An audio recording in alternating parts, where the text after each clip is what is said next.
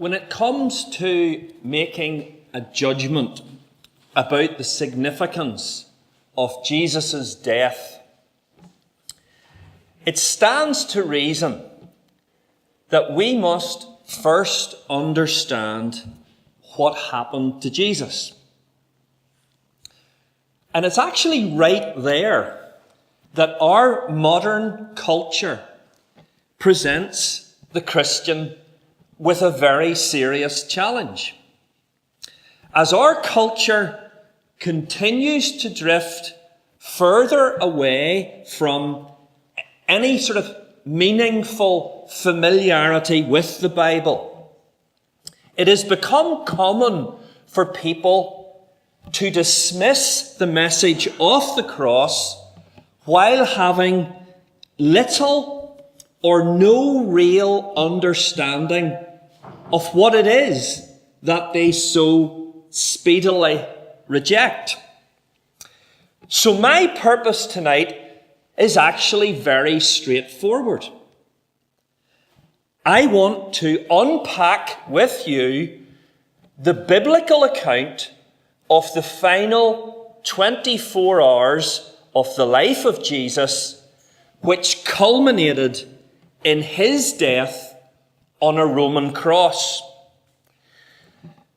I would say that by the time we finish tonight, much more will remain to be said about the significance of Jesus' death, but we will have laid the necessary foundation upon which to form a considered judgment. I want to address a couple of issues before we consider the crucifixion as it is presented in the four Gospels. And the first is this: can we trust what Matthew, Mark, Luke, and John wrote? Are their accounts of the events they describe reliable? The individuals who are named, the places, the dates, the politics at play, the laws that were in operation, are they consistent with evidence outside of the Bible? You see, some decades ago, it became fashionable in academic circles to question the historical reliability of the gospel accounts of the death of Jesus. Now, obviously, that's an issue that merits attention on its own, but for the purposes of tonight, I'm just going to select one brief example that will show you why that is no longer the case in academic circles among those whose discipline it is to examine the historical accuracy of the events of the crucifixion. And really just one word is enough. One individual, Pilate. Most of you will know of the pivotal role that is assigned to the Roman procurator, the Roman prefect of the province of Judea. Jesus was executed by the Roman state at Pilate's command. But the very existence of Pilate came to be challenged some decades ago. Now, this was despite not only the biblical evidence, but even Pilate being mentioned in the writings of certain first century historians. The problem was there was no hard archaeological evidence for Pilate. And so skeptics began to push the suggestion that we couldn't really be sure that such a man actually existed at all. And that can be read in various textbooks from the first half of the 20th century. But in 1961, now almost 50 years ago, Italian archaeologists who were excavating a Roman amphitheatre in Caesarea. Caesarea was the capital of the Roman province of Judea at the time of Jesus. Well, they unearthed a limestone block with the following inscription. The experts have filled in the missing letters. Tiberium Pontius Pilatus Praefectus Judea. This was a dedication to Tiberius Caesar from Pontius Pilate, prefect of Judea. Now, I don't have time to develop this line of things further, but since that time, coins have been discovered that were struck between AD 29 and 32 by Pilate. And again, I use this as to illustrate that again and again, the accounts of the gospel writers have been shown to be historically reliable in the detail that they describe. So I would say, be aware that if you are seeking some form of shelter under this view that the biblical accounts of the crucifixion of Jesus are the creation of some later writers who didn't even manage to get their facts straight in this historical fiction they presented, you must understand that the evidence is overwhelmingly against you. The multifaceted drama of the crucifixion that we're going to be looking at tonight, as presented in the four Gospels, stacks up alongside all that is known of the places and the politics and the personalities of that time in Judea. One further preliminary matter needs to be addressed. The New Testament is never content to simply tell us that Jesus died. It is why Jesus died and how Jesus died that carries such significance. The Apostle Paul famously summarized Christianity's essential message in this statement in 1 Corinthians 15. Christ died for our sins, that's the why, in accordance with the Scriptures. That's the how. Christ died for our sins in accordance with the Scriptures. It's never enough to know the historical fact that Jesus died.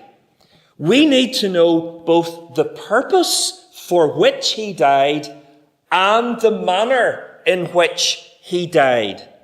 Jesus died as a sacrifice for sin in fulfillment of God's plan to save sinners, as revealed in the promises God had given in the Old Testament.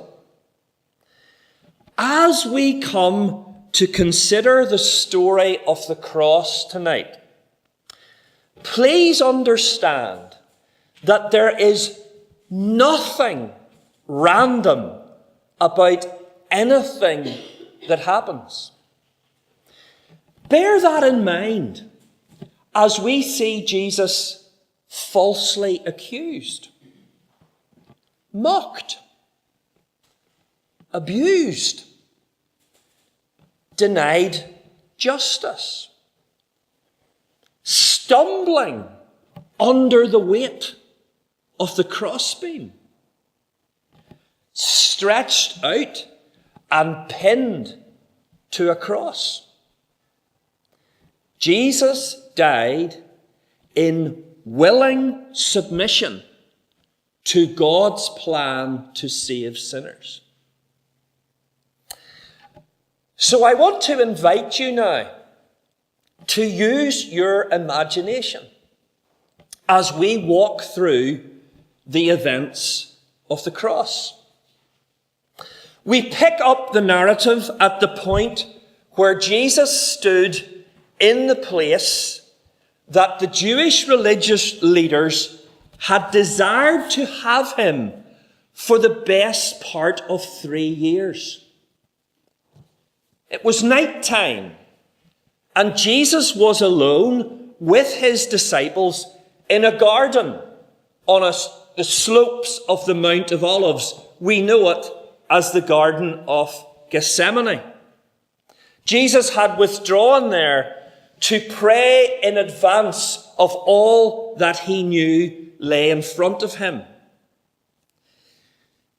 A mob descended on the garden, led by the religious police, armed with swords and clubs. In an act of unparalleled treachery, the one who led them there identified who the authorities were looking for by greeting Jesus with a kiss. That was the code. They stepped forward to seize Jesus. But at this precise moment, the tension reached breaking point for one of Jesus' disciples. Peter lashed out with his sword at the arresting officer, the servant of the high priest. It was clearly an attempt to kill him, for he struck him on the head with his sword, and in the process lopped off one of his ears. What will follow? Will it all kick off as Jesus leads some sort of noble, defiant, Spartacus-like resistance against the overwhelming force of the authorities? Jesus turned to Peter. Put your sword away. Do you not realize that I could call on my Father and he would at once put at my disposal more than 12 legions of angels? Peter, do you not realize the power that is mine in this moment? Heaven's armies are just a prayer away. But Jesus said something next that is so full of instruction for us. But how then would the scriptures be fulfilled that say it must happen in this way? Remember what we heard earlier from Paul? Christ died for our sins in accordance with the scriptures. Jesus was determined to follow God's plan for the salvation of sinners. And so we read of the final miracle that Jesus performed in his ministry. He touched the side of Malchus's head. Thereby, with that divine power at his disposal, he restored to health the one individual charged with taking forward the events that would culminate in the cross. The disciples fled, and Jesus was bound and led to the house of the high priest for interrogation and trial.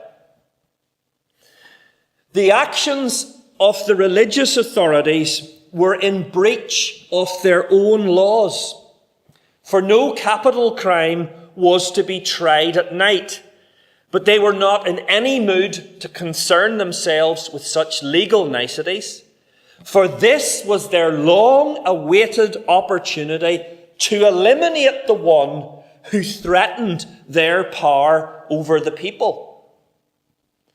A staged trial began. A series of unscrupulous witnesses were produced to establish Jesus' guilt, which would allow them to proceed to the next stage and involve the Roman authorities. Things did not, however, proceed to plan. The accuser's statements couldn't be reconciled, and so it came down to the authorities' star witnesses. Surely their testimony would seal the deal. Jesus was accused of verbally desecrating the temple. He had spoken about the destruction of the temple and the fact that he would raise it up again after 3 days. But again, the witnesses failed to get their story straight. Of course they did, for Jesus had said something entirely different. Jesus had been speaking about the temple of his body, the true meeting point between God and men. And Jesus had claimed that though that temple would be destroyed through death, it would be raised up 3 days later in resurrection. Things were going badly for the authorities. And seeing control of the situation slipping away, the high priest intervened in a last-ditch effort to get things back on track. He placed Jesus under solemn oath, which was a legal device compelling the defendant to answer the charge against him. Are you the Christ, the Messiah, the Son of the living God? Jesus replied, yes, it is as you say, and you will see this same Christ coming on the clouds of heaven in the future. And how that straightforward reply delighted the high priest. Jesus had implicated himself by claiming to be the promised Messiah and King of the Jews. The high priest knew where he could go with that admission, for the Roman authorities had a zero-tolerance policy when it came to rival kings. For dramatic effect, the high priest ripped his robe, which was a Jewish gesture demonstrating that he stood in the presence of blasphemy. He invited his colleagues to pass sentence. What do you think? Back came the reply. He is worthy of death. It's really at this point that we find ourselves numbed by what we read next in the gospel accounts. With not only the approval of the religious rulers, these pillars of the establishment, but also with their participation, Jesus was tied, blindfolded, punched, spit upon, as they taunted him. Tell us, who hit you? And if you want to appreciate the depth of what is happening there, you need to go into one of the Old Testament prophecies, one of the scriptures that Jesus died in accordance with. Isaiah 11 verse 3 says this about the coming Messiah. He will not judge by what he sees with his eyes. In other words, he will possess divine knowledge. He doesn't need to see to know all that's going on. This is not mindless mob violence. This is carefully crafted cruelty designed to mock Jesus' claim to be Messiah. And Jesus did nothing in response, for he was determined to go through with God's plan of salvation. Jesus was detained overnight, and first thing in the morning, the whole Sanhedrin, that is the ruling council of the Jews, they ratified the death sentence agreed the night before. And so Jesus was taken by the representative of religious authority, the high priest, to the representative of civil authority. The high priest and his entourage arrived at the private residence of Pilate. In their perverse logic, these religious leaders plotting murder refused to go into this Gentile's home lest they should be ritually defiled and thereby disqualified from participation in the Passover feast. That made sense in their minds. Plotting murder, but not contacting ritual defilement. Pilate met the delegation outside his entrance hall. And from the outset, it was obvious that Pilate wanted nothing to do with such a troublesome matter. There were various reasons for that. For one, it was a public holiday. And the last thing public officials want is official business on such occasions. But more than that, it quickly became apparent that this was yet another religious dispute, and Pilate had had his fill of these ridiculous Jewish squabbles as he saw them. He wasted no time in telling the religious rulers to go and sort the matter themselves in accordance with their own laws. But that suggestion fell flat on its face, for the Jews immediately informed Pilate that they lacked the necessary authority to put someone to death. Rome must sanction and carry out this death penalty. Yet not all was lost for Pilate, for he spotted a further opportunity to pass the buck. A detail emerged in the tirade of accusations brought against Jesus. He came from Galilee. Galilee was a territory up north administered by Herod, a puppet ruler of the Romans. How convenient this was, for Herod happened to be in Jerusalem for the feast. So Pilate ordered the Jews to take the accused and present their case to Herod, which they duly did. Herod, for his part, was delighted. He had heard a lot about Jesus, including the accounts of his many miracles.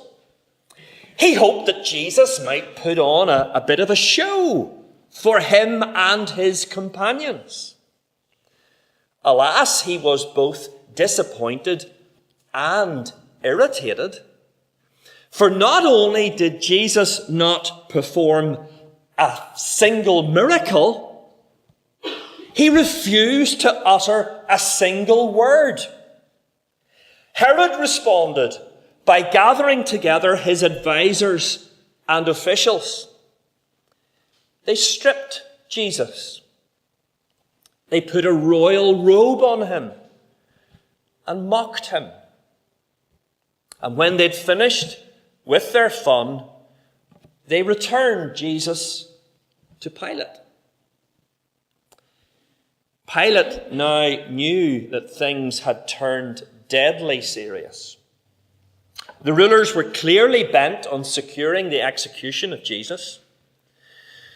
The Roman governor was fully aware that the Jewish leaders were motivated by jealousy.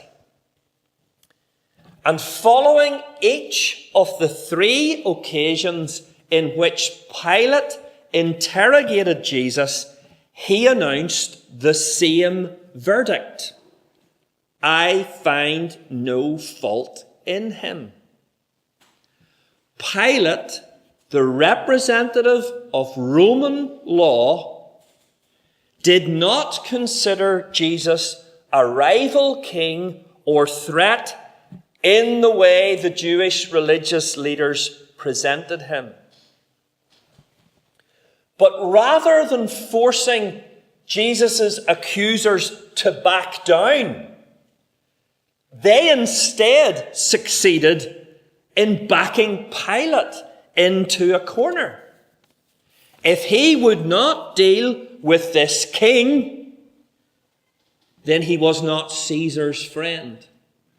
Translation: either put Jesus to death or commit political suicide. Your career is over. Interestingly, Pilate also had a very personal reason for not going along with this miscarriage of justice that the rulers were pushing for.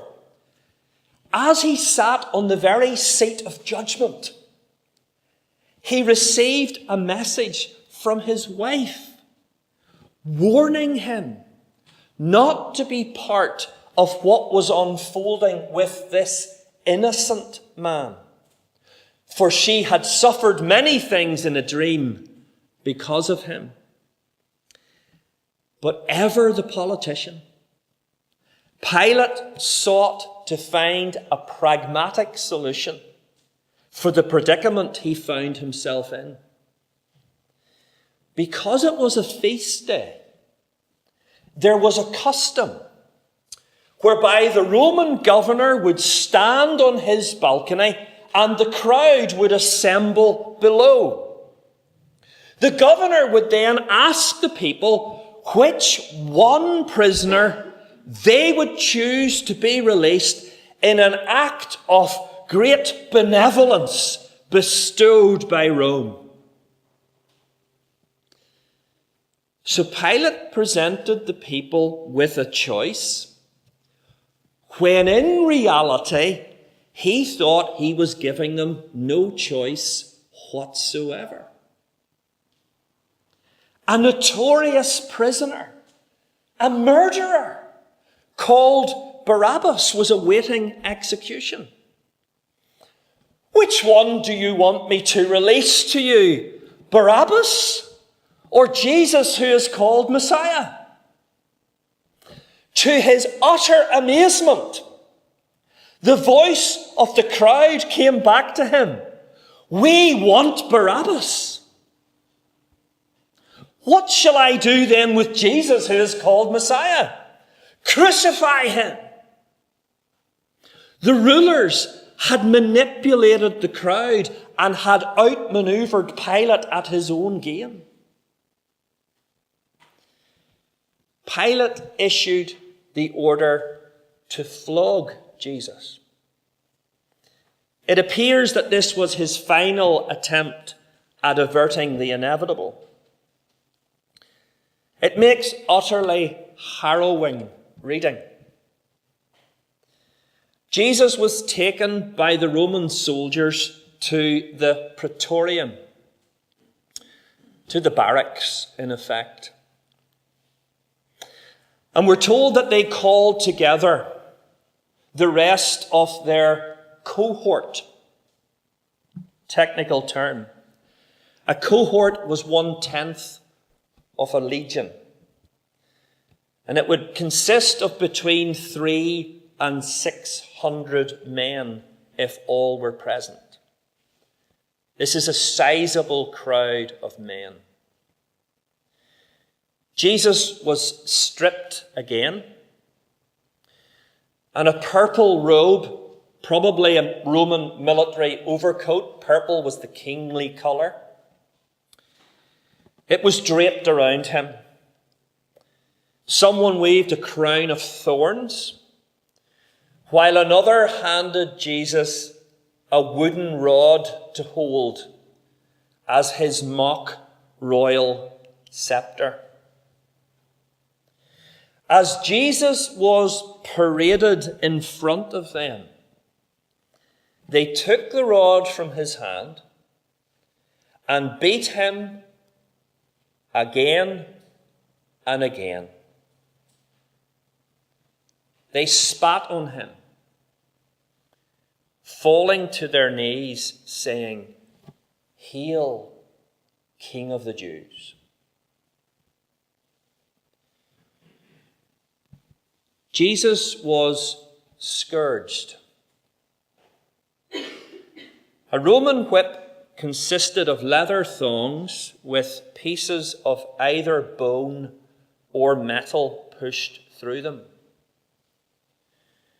It literally tore the flesh of the victim after repeated lashings as the tissue broke down. The Jews, in their synagogue discipline, observed a limit of 40 lashes of their whip. But Roman justice carried no such limit, and the scourging itself could result in death. It was after this time of abuse by the soldiers that Pilate made his famous declaration, "Ecce homo," behold the man. But rather than striking any chords of mercy in those who looked on, it merely served to stimulate further their bloodlust. The cry of "Crucify" was overwhelming and swept away any remaining attachment to principle in Pilate. The execution squad prepared Jesus for his march to the death site. A wooden placard was placed around his neck, spelling out the crime for which he was to be crucified. It read, "Jesus of Nazareth, King of the Jews." Later it would be nailed to the top of his cross for everyone to see. It was written in 3 languages so that all could understand why this rebel against Rome found himself where he did. The crossbeam was lowered onto Jesus' shoulder for him to trail through the crowded Jerusalem streets. When they came to the gates of the city, evidently Jesus was too weak to continue and the soldiers press-ganged a Passover pilgrim to assist with the death march. We know him as Simon of Cyrene. When they reached the place of the skull, Golgotha in Aramaic, Calvaria in Latin, Calvary in English, Jesus was offered but refused the traditionally administered painkiller, wine mingled with gall. The crossbeam was attached to the pole laid on the ground, and then Jesus was nailed to the cross through his hands and feet. Ropes were used to raise the cross and drop it into the socket in the ground. The horrors of crucifixion are many. It is a form of execution deliberately designed to heighten suffering and prolong death. A peg is inserted to act as a saddle, so the victim will continuously raise himself up to prevent suffocation. This punishes the victim every time they follow their natural instinct to fight for breath. While all of this torture is happening, the religious rulers gather to gloat at the victory that is theirs. They lead the crowd once more in a cruel chorus of mockery and abuse. Come down from the cross if you're who you say you are. You saved others, but you can't save yourself. Time passes, and a mysterious darkness descends upon the land. Jesus is left alone in silence, shrouded in darkness.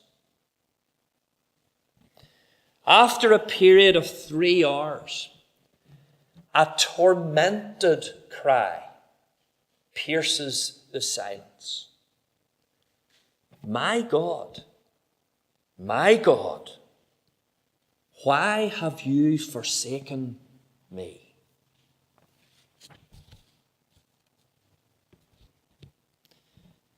We stand on holy ground just now. For now we encounter Jesus' suffering not only at the hands of men, but at the hand of God. Something has happened that no human eye could see or mind could understand. For Jesus has passed under the judgment of God on sin. Moments later, having proclaimed in a loud voice, "It is finished," Jesus breathed his last and bowed his head in death. Please remember what I said at the start of this evening. Too many people today dismiss the message of the cross without even knowing what it involves for Jesus. This is just ground level. This is simply a description of what happened to Jesus. We have yet to consider the significance of it all, and to that we will turn next time. But surely, based on what we have interacted with tonight, the cross of Jesus deserves consideration by each of us. For the Christian claim, the Bible's claim is this: Jesus endured it all for me. It was out of his love for me that Jesus passed through the horrors of the cross. Christ died for our sins. If it isn't true, it doesn't matter. If it is true, nothing else matters like it does. So I want to finish by appealing to you. Go from here tonight taking with you what you have heard about the crucifixion of Jesus. If you don't know what to make of it, ask God to help you think it through and decide for yourself what it means. The testimony of every Christian is ultimately the same. You've heard testimonies from Christians. They're all different, aren't they? In one sense, they're all the same. All have been drawn to God through the irresistible power of the cross of Christ. Standing at the cross of Jesus Christ, we have discovered true love, real peace, total forgiveness, perfect security, and lasting joy. I beg you, consider the cross for yourself.